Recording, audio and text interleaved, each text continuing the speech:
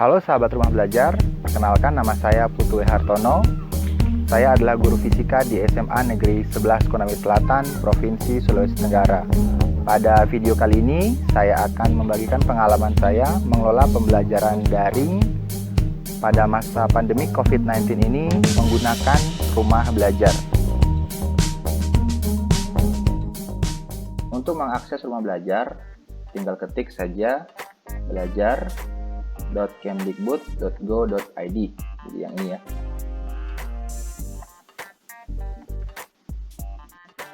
Setelah itu akan muncul tampilan seperti ini. Ini adalah tampilan depan Rumah Belajar, kemudian kita ke menu utama. Jadi ini adalah menu utama dari Rumah Belajar. Ada kelas digital, sumber belajar, laboratorium maya, dan bank soal. Ada juga fitur pendukungnya yang bisa kita manfaatkan. Misalnya ini ada buku sekolah elektronik untuk kebutuhan sumber belajar siswa. Oke, sekarang saya akan masuk ke kelas digital karena saya mengelola kelas ini untuk proses pembelajaran.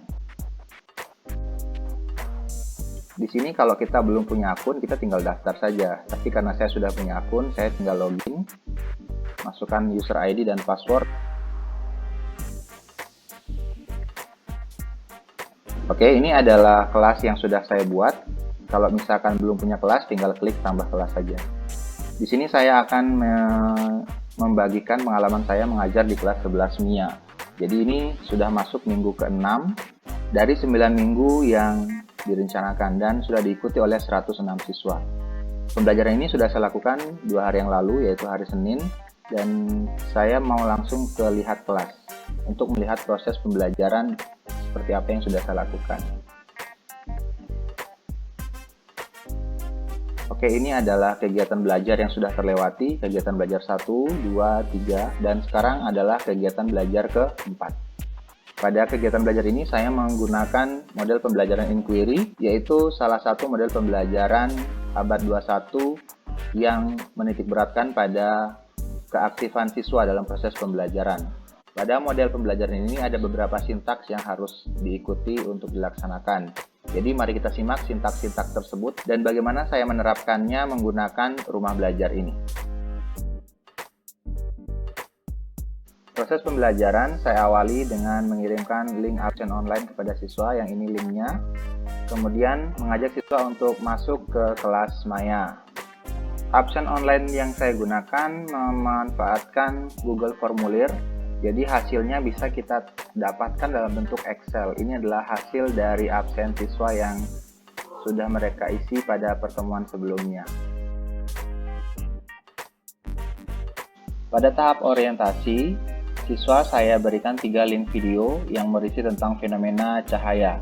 Jika mereka mengklik link ini, mereka akan terhubung dengan video YouTube yang berisi tentang fenomena cahaya. Contohnya, saya bukakan satu linknya. Jadi mereka akan terhubung dengan channel YouTube yang berisi tentang fenomena fisika. Ini, seperti ini contohnya.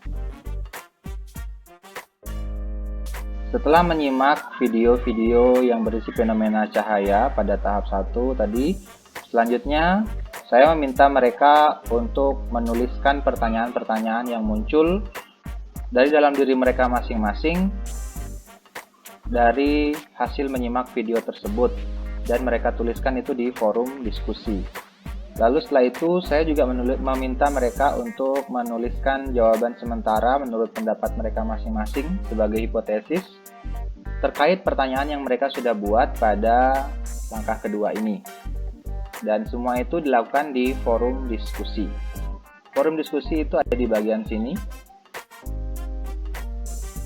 Ini adalah contoh dari pertanyaan yang sudah mereka buat setelah menonton video-video tersebut, dan ini adalah contoh hipotesis yang sudah mereka buat setelah mengajukan pertanyaan tadi. Jadi di sini mereka bisa berinteraksi dengan teman-teman yang lain, saling melihat pertanyaan dan hipotesis teman-teman yang lain.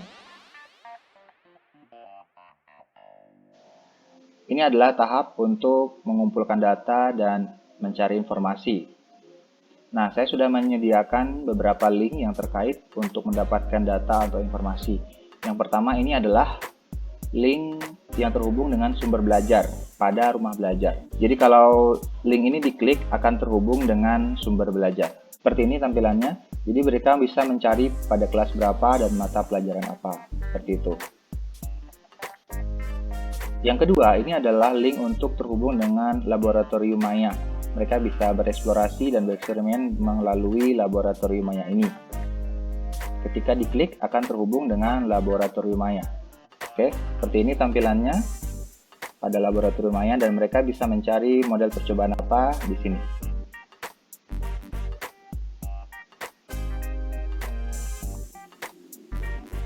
Link yang ketiga itu adalah link yang terhubung dengan BSE atau buku sekolah elektronik. Kalau mereka ingin belajar dari buku bisa klik link ini. Seperti ini tampilannya dan mereka bisa mengklik tambah konten atau mencari pada pencarian yang ini. Atau mereka memanfaatkan link yang keempat dan kelima, ini adalah link dari YouTube. Jadi mereka bisa belajar melalui video pembelajaran yang ada di YouTube. Jadi banyak sekali sumber belajar yang bisa mereka dapatkan dan itu terkoneksi dengan kelas Maya. Oke, untuk tahap verifikasi dan pengambilan kesimpulan, itu mereka lakukan semua pada forum diskusi. Oke sahabat, demikianlah tadi pengalaman saya mengelola pembelajaran daring menggunakan rumah belajar. Saya sangat senang dan antusias menggunakan portal ini, begitu juga dengan siswa saya, karena ada banyak fitur yang sangat menarik untuk dipelajari sehingga pembelajaran menjadi menyenangkan, seperti sumber belajar dalam bentuk audiovisual dan juga laboratorium Maya. Kami sangat senang memanfaatkan fitur tersebut. Mari akses rumah belajar, karena bersama rumah belajar, belajar bisa kapan saja, di mana saja, dengan siapa saja.